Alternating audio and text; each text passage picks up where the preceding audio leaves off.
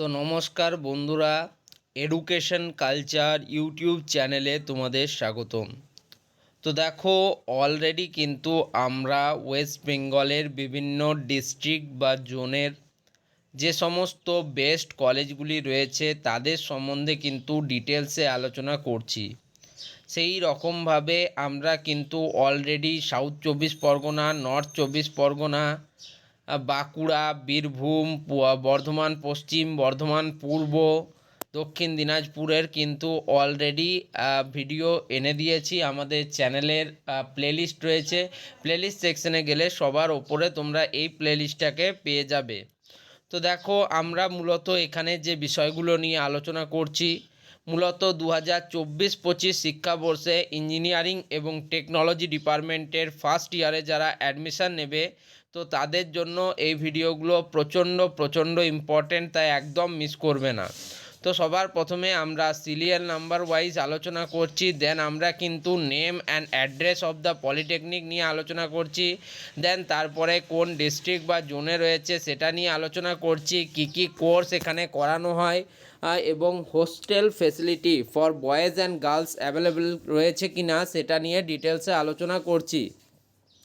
এবার আসি আরেকটি কথায়, এই যে কলেজগুলিকে আমরা আলোচনা করছি তার মধ্যে কোন কলেজটির র্যাঙ্কিং ভালো, কোন কলেজটিকে একটু উপরের সারিতে রাখা যায় সেটা নিয়েও কিন্তু আলোচনা হচ্ছে। তো দেখো, আমি আজকে হুগলি জেলার বেস্ট কলেজগুলো নিয়ে আলোচনা করব। আমি দার্জিলিংটা একদম শেষে আলোচনা করব, যেহেতু দার্জিলিংয়ে শুধুমাত্র একটাই গভর্নমেন্ট পলিটেকনিক কলেজ রয়েছে তাই। তো দেখো, হুগলিতে মূলত তোমরা দেখতেই পাচ্ছ যে 4টে কিন্তু গভর্নমেন্ট পলিটেকনিক কলেজ রয়েছে। তার মধ্যে আমরা যদি এক এক করে আলোচনা করি, তো সবার প্রথমে রয়েছে আরামবাগ গভর্নমেন্ট পলিটেকনিক, 2 নম্বরে রয়েছে হুগলি ইনস্টিটিউট অফ টেকনোলজি, যেটাকে তোমরা HIT কলেজ বলে চেনো। তারপরে West Bengal survey institute government, and সবার শেষে রয়েছে দেখো ওমেন্স পলিটেকনিক। তো ওমেন্স পলিটেকনিক চন্দননগর, তোমরা কিন্তু এর নাম শুনে থাকবে। তো এই টোটাল 4টে কলেজ রয়েছে। তো এই কলেজগুলো নিয়ে এবার এক এক করে আলোচনা করা যাক। তো সবার প্রথমে দেখো Arambagh government polytechnic, post office হচ্ছে চাঁদুর, পুলিশ স্টেশন হচ্ছে দেখো আরামবাগ, ডিস্ট্রিক্ট হুগলি, পিনকোড হচ্ছে 7,12,602, ফোন নাম্বার দেওয়া রয়েছে। তো আরামবাগ গভর্নমেন্ট পলিটেকনিক একটা পুরনো এবং একটা ভালো পলিটেকনিক কলেজ। এখানে মূলত দেখতেই পাচ্ছ যে 3টে ট্রেড পড়ানো হয়, যে 3টে ট্রেডই অথেন্টিক বা যেগুলোকে মাদার ট্রেড বলা হয়, যেমন সিভিল, ইলেকট্রিক্যাল এবং মেকানিক্যাল ইঞ্জিনিয়ারিং।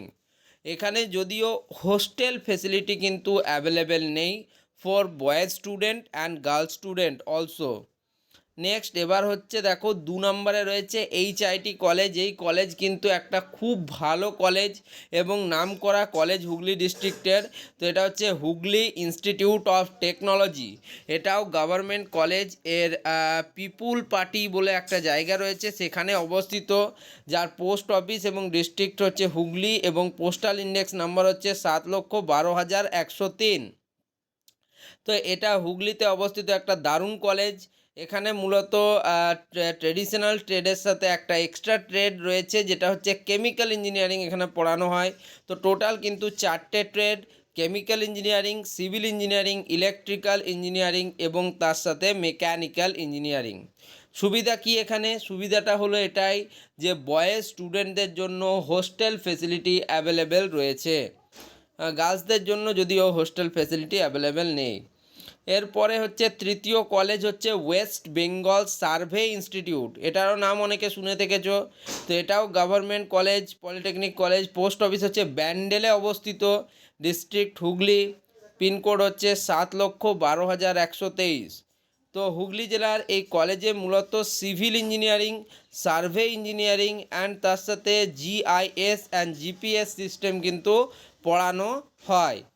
তো এখানে বয়েজ এবং গার্লস উভয়ের জন্য হোস্টেল ফেসিলিটি অ্যাভেলেবেল রয়েছে। ওয়েস্ট বেঙ্গলের যে টোটাল সার্ভে ইঞ্জিনিয়ারিং কলেজ রয়েছে তার মধ্যে এই কলেজটা one of the best college কিন্তু বিবেচিত হয়।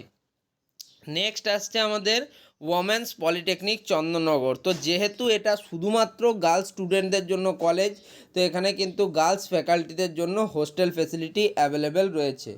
তো ওমেন্স পলিটেকনিক গভর্নমেন্ট কলেজটা 4 স্ট্যান্ড রোড, চন্দননগর, হুগলি 7,12,136-এ অবস্থিত।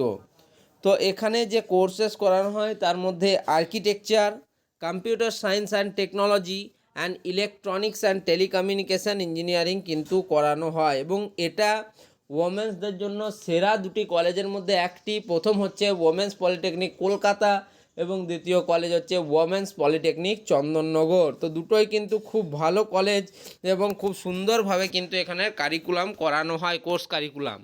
তো টোটাল আমি 4টে কলেজ পেয়েছি, তার মধ্যে দেখো আমি দুটো কলেজকে বাদ দেব। তার কারণ হচ্ছে দেখো ওমেন্স পলিটেকনিক এবং সার্ভে ইনস্টিটিউট, এই দুটোকে আমি র্যাঙ্কিংয়ের মধ্যে ধরছি না, বিকজ তোমাদের সার্ভে ইনস্টিটিউটটা সার্ভের মধ্যে বেস্ট, এবং ওমেন্স পলিটেকনিক তো তোমরা বুঝতেই পারছো যে এখানে কিন্তু শুধুমাত্র অনলি ফর গার্লস, সেই হিসাবে র্যাঙ্কিং করা কিন্তু ঠিক হবে না।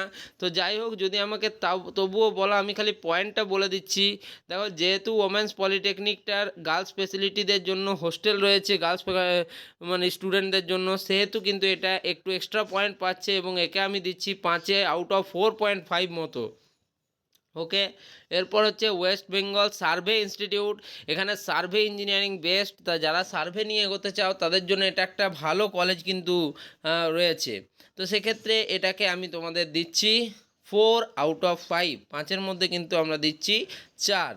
এবার আসে বাকি দুটো কলেজ, অর্থাৎ আরামবাগ গভর্নমেন্ট পলিটেকনিক এবং হুগলি ইনস্টিটিউট অফ টেকনোলজি।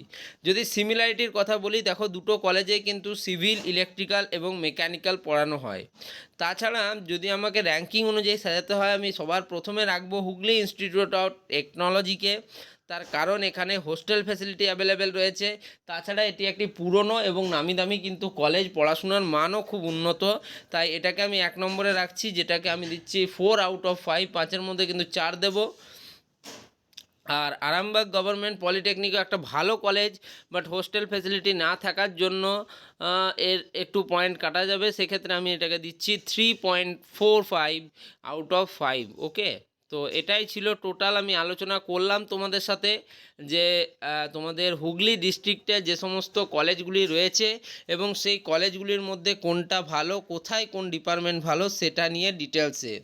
এরপর কিন্তু আমরা পরের দিন হাওড়ার যে সমস্ত কলেজ রয়েছে সেটা নিয়ে আলোচনা করব।